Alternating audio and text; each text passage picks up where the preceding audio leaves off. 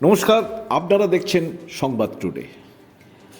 আজকের এই ভিডিও মূলত ফুটবল নিয়ে এবং অবশ্যই স্প্যানিশ ফুটবলার যার আসার কথা ছিল সেই ফালকে তাকে নিয়ে, সিভারিও টোরোকে নিয়ে, একই সঙ্গে বলতেই পারেন যে কলিঙ্গ সুপার কাপ নিয়ে।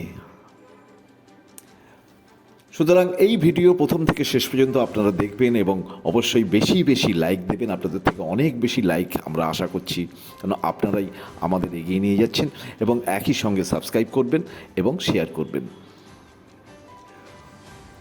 কথা ছিল নতুন বিদেশি কোনো ফরওয়ার্ড লাইনে স্প্যানিশ ফুটবলারকে কলিঙ্গ সুপার কাপে ইস্টবেঙ্গল কোচ কুয়াদ্রাত দেখে নেবেন। 3টি ম্যাচ দেখবেন। যদি সেই ফুটবলার নিজের জাত চেনাতে পারেন তাহলে তো কথাই নেই। আইএসএলের জন্য এবার তো বটেই, আগামী মরশুমের জন্য এক অসাধারণ ফুটবলারকে ইস্টবেঙ্গল হয়তো পেয়ে যাবে। কিন্তু কে আসতে পারেন? স্পেনের জাতীয় দলের জার্সি পরা বয়সভিত্তিক কয়েকজন আপ ফ্রন্টের ফুটবলারের নাম আমরা এবং অনেকেই যেমনভাবে জেনেছি বা যখন জেনেছি সেভাবেই আপনাদের আপডেট দিয়ে জানিয়েছি। গতকাল সকালে আমরা জানতে পারি যে স্পেনের 34 বছর বয়সী ইয়াগো ফালকে সিলভা নাকি ইস্টবেঙ্গলে আসছেন। এর সূত্র ছিল বর্তমান পত্রিকা। তিনি বার্সায় খেলেছেন, যুব দলে খেলেছেন, জুভেন্টাসে খেলেছেন, টটেনহামে খেলেছেন, এরকম বহু নামি দামি ক্লাবে যুব দলে বা সিনিয়রে পরে খেলেছেন। এবং এই খবর কতটা ঠিক তা প্রায় আমরা সারাদিন ধরে নানা সোর্স মারফত জানার চেষ্টা করেছি। এর মধ্যে অনেকেই যখন ফালকের ইস্টবেঙ্গলে খেলতে আসা নিয়ে একরকম নিশ্চিত বলে সকাল থেকে নিজেদের মতামত প্রকাশ করেছেন, আমরা রাত 10টার পরও পুরোপুরি কনফিউজড ছিলাম। কেন ছিলাম? কারণ আমরা খবর পাই যে তার চোট আছে, চোট ছিল। এই চোটটা হচ্ছে টিবিয়া। টিবিয়া কি আমরা আপনাদের এই ভিডিওতে নয়, গতকালের রাতের ভিডিওতেই জানিয়েছি এবং আজকেও আমরা জানাচ্ছি যে টিবিয়া রোগটি কী, কোন জায়গায় ঠিক চোটটা তার ছিল 5 মাস আগে, আর এখন তিনি চোট মুক্ত কিনা তা আমরা জানার চেষ্টা করেছিলাম, কিন্তু সেটি পুরোপুরি অজানা। সোশ্যাল মিডিয়ায় ফালকের ট্রান্সফার মার্কেট নিয়ে যে তথ্য আছে সেখানেও এই আননোন, যে তার চোটের রেজাল্ট এখন কি সেটা আননোন বলে লেখা আছে। তিনি সেরে উঠেছেন কিনা তাই আমাদের কাছেও খবর নেই বা খবর কিছু ছিল না।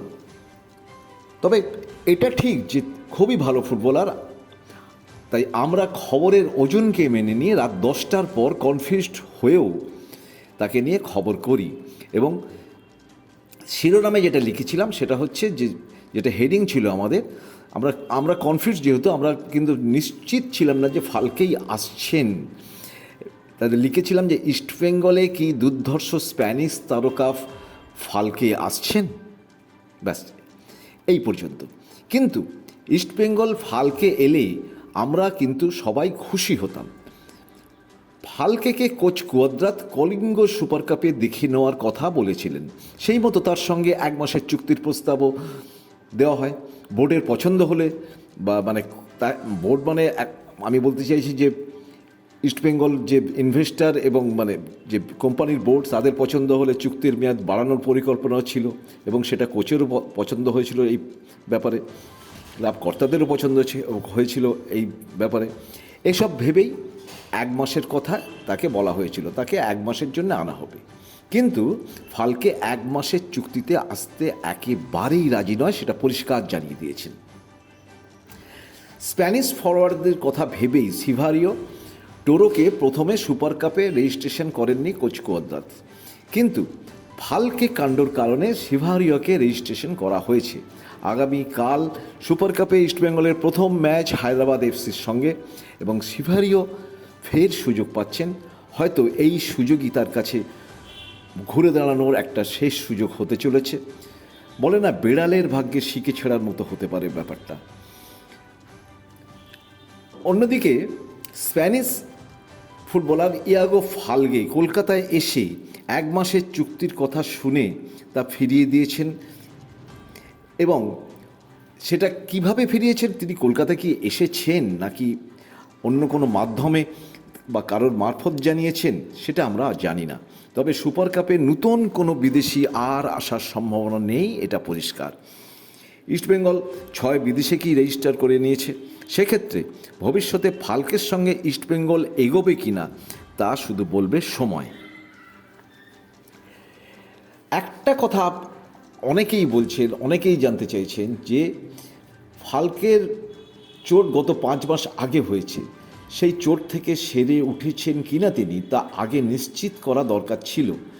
এবং এটা তো ঠিক যে 1 মাসের জন্যে চুক্তিতে অনেকেই আসতে রাজি নন, কিন্তু যেহেতু তিনি ফ্রি প্লেয়ার, গত 1 বছর ধরে যদি বা গত 5 মাস আগে থেকে যদি তিনি ফ্রি প্লেয়ার হন, তার আগে 1 বছরও তিনি বসেছিলেন 2022 থেকে কিছুদিন, তো তাহলে যদি ফ্রি প্লেয়ার হন এবং চোটমুক্ত হন, তাহলে তার মতো হাই প্রোফাইলের ফুটবলার 1 মাসের চুক্তিতে ইস্টবেঙ্গলে আসার চ্যালেঞ্জ নিলেন না কেন, এই প্রশ্ন উঠছে। দেখুন, পুরো ব্যাপারটাই ইস্টবেঙ্গল ভেবে দেখছে বা ইস্টবেঙ্গল এর মধ্যে আছে, এই মানে পুরো ব্যাপারটাকেই অন্যভাবে আপনারা বা আমরা নিতেই পারি, কিন্তু ক্লাব দেখছে যে কি করা যায় বা ভবিষ্যতে তাকে নেওয়া যায় কি না, তো সেটা অবশ্য সময় বলবে। আর এখনও পর্যন্ত এটুকু বলা যায় যে ফাল্কে এলে আমরা খুশিই হতাম, কিন্তু এটা ঠিক যে তিনি চোটমুক্ত হলেন কিনা এবং চোটমুক্ত হয়ে আসছেন কিনা সেটা আমরা আগে দেখব। সবাইকেই আগে দেখতে হবে, ক্লাব দেখবেন, কোচ দেখবেন, কোয়াদ্দার দেখবেন, সবাই দেখবেন। বন্ধুরা, আজকে এই পর্যন্ত। আবার আসবো আমরা পরের ভিডিও নিয়ে, সুতরাং ততক্ষণ পর্যন্ত আপনারা ভালো থাকবেন, সুস্থ থাকবেন।